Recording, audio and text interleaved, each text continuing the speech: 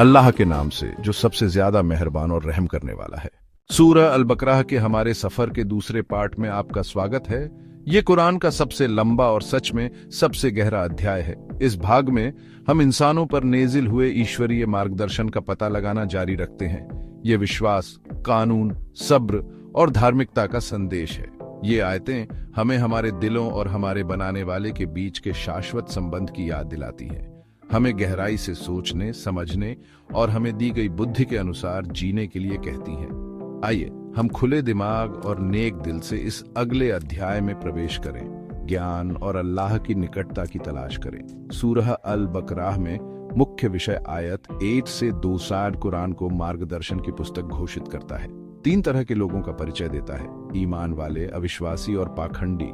आयत 21 से 29 अल्लाह मानव जाति को अपने आगे समर्पण करने, कुरान में विश्वास करने और आखिरत में विश्वास करने के लिए कहता है। आयत 30 से 29 ही आदम की रचना, उनकी परीक्षा, पश्चाताप और अल्लाह की दया की कहानी दिखाता है कि इस्लाम सभी मानव जाति के लिए बनाया गया मूल धर्म है।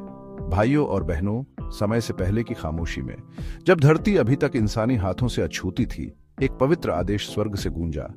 याद करो जब तुम्हारे रब ने फरिश्तों से कहा, मैं धरती पर एक खलीफा बनाऊंगा। इस तरह आदम की कहानी शुरू हुई। मिट्टी से बने, खुदा के हाथों से आकार पाए, फरिश्तों द्वारा सम्मानित और चुनाव के बोझ से सौंपे गए। हमारी शुरुआत की कहानी। फरिश्तों ने उत्सुक और चिंतित होकर पूछा, क्या आप वहां किसी ऐसे व्यक्ति को रखेंगे जो फसाद करेगा और खून बहाएगा, जबकि हम आपकी तारीफ करते हैं और आपकी पवित्रता की घोषणा करते हैं? अल्लाह ने जवाब दिया, मुझे वो पता है जो तुम नहीं जानते। फिर अल्लाह ने आदम को सभी चीजों के नाम सिखाए, ज्ञान और समझ जो फरिश्तों को नहीं दी गई थी। इन्हें फरिश्तों के सामने पेश करते हुए अल्लाह ने कहा, अगर तुम सच कहते हो तो मुझे इनके नाम बताओ। लेकिन फरिश्तों ने विनम्रतापूर्वक उत्तर दिया, तेरी महिमा हो, हमें उस ज्ञान के अलावा कोई ज्ञान नहीं है जो तूने हमें सिखाया है। निश्चित रूप से तू ही सब कुछ जानने वाला, सबसे बुद्धिमान है। फिर अल्लाह ने कहा, हे आदम, उन्हें उनके नाम बताओ। और जैसे ही आदम बोले, हर चीज का नाम लेते हुए अल्लाह ने पुष्टि की, क्या मैंने तुमसे नहीं कहा था कि मैं आकाश और पृथ्वी के अनदेखे को जानता हूं? मुझे पता है कि तुम क्या प्रकट करते हो और क्या छिपाते हो। और याद करो जब हमने फरिश्तों को हुक्म दिया कि आदम के आगे सजदा करो, सबने आज्ञा मानी सिवाय इब्लीस के। उसने मना कर दिया, वह घमंडी हो गया और अपने अभिमान के कारण काफिर हो गया। फिर हमने कहा, हे आदम, अपनी पत्नी के साथ जन्नत में रहो, जहां चाहो वहां से इसकी नामतें खाओ, लेकिन इस एक पेड़ के पास मत जाओ, क्योंकि अगर तुम ऐसा करोगे तो तुम गलत काम करोगे।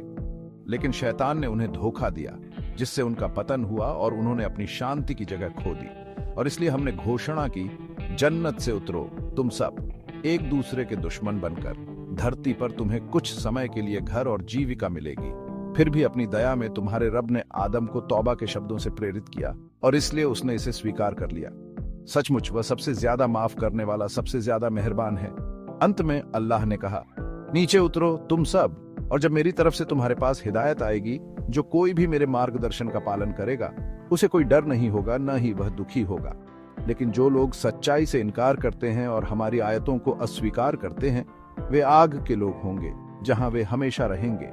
आयतों में 141 से 155 तक अल्लाह ने किबला, नमाज की दिशा को यरूशलेम से मक्का में बदलने की घोषणा की, धार्मिक नेतृत्व के हस्तांतरण का प्रतीक है।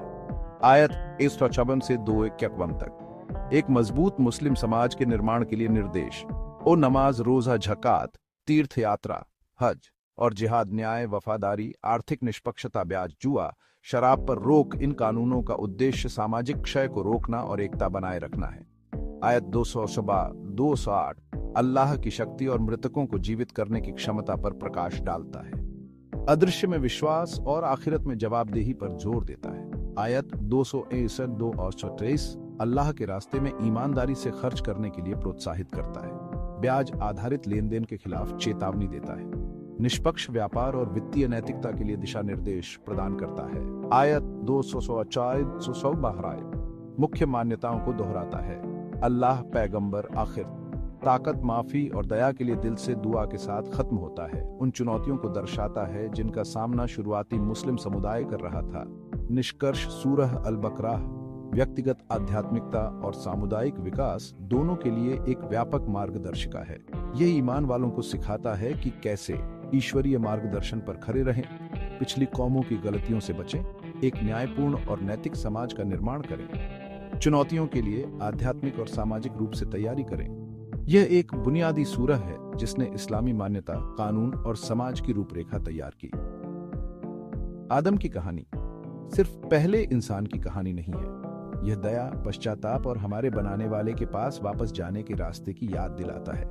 अगर इस सफर ने आपके दिल में चिंतन को प्रेरित किया है तो लाइक, शेयर और सब्सक्राइब करके हमारा समर्थन करें, ताकि हम मिलकर कुरान के कालातीत ज्ञान की खोज जारी रख सकें। अगली बार तक आप पर शांति और आशीर्वाद बना रहे।